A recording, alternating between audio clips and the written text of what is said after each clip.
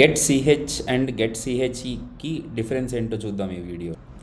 ఇక్కడ చూడండి, గెట్ సిహెచ్ఈ అంటే గెట్ క్యారెక్టర్ ఎకో అండ్ గెట్ సిహెచ్ అంటే గెట్ క్యారెక్టర్ అని అర్థం.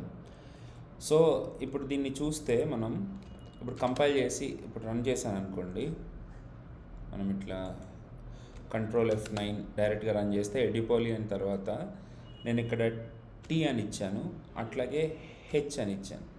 అసలు హెచ్ అనేది తీసుకున్నట్టు కనపడలేదు కదా మనకి, కానీ హెచ్ అనే వాల్యూ గెట్ సిహెచ్లోకి వెళ్ళింది.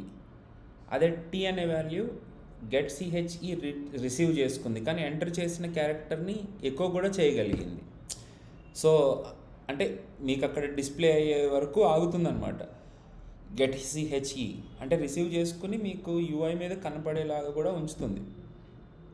అదే గెట్ సిహెచ్ అనుకోండి, మనం ఎంటర్ కొట్టగానే అది తీసేసుకుంటుంది అనమాట. అసలు మనకి ఆ తీసుకున్న క్యారెక్టర్ని డిస్ప్లే చేయదు. మరి ఇక్కడ హెచ్ డిస్ప్లే అవుతుంది కదా సరే, D:H అని చెప్పేసి అని అంటే యాక్చువల్గా అది నేను ప్రింట్ఎఫ్లో స్పెషల్గా రాసుకున్నాను అనమాట. సో దీనికోసం ఇంకొక చిన్న ఎగ్జాంపుల్ నేను వీటన్నిటిని కమెంట్ అవుట్ చేసేసి చూపిస్తాను.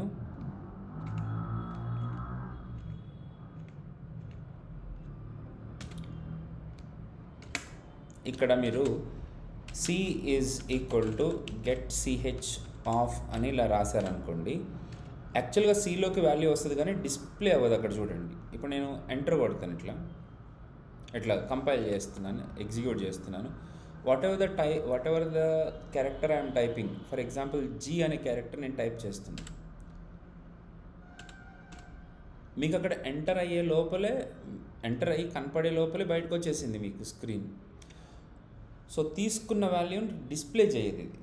అదే మీరు గెట్ సిహెచ్కి బదులు గెట్ సిహెచ్ఈ పెట్టుకున్నారు అనుకోండి, ఇప్పుడు ఏమవుతుందో చూడండి. మనం తీసుకున్న క్యారెక్టర్, ఇప్పుడు నేను ఇక్కడ G అని టైప్ చేస్తే G కనపడుతుంది, ఆ వాల్యూ కాస్త మీకు Cలోకి కూడా వెళ్తుంది. మీరు కావాలని అనుకుంటే దాన్ని డిస్ప్లే కూడా చేసుకొని చూసుకోవచ్చు.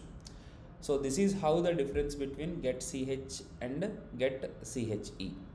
Hope you like the video. Please share the video.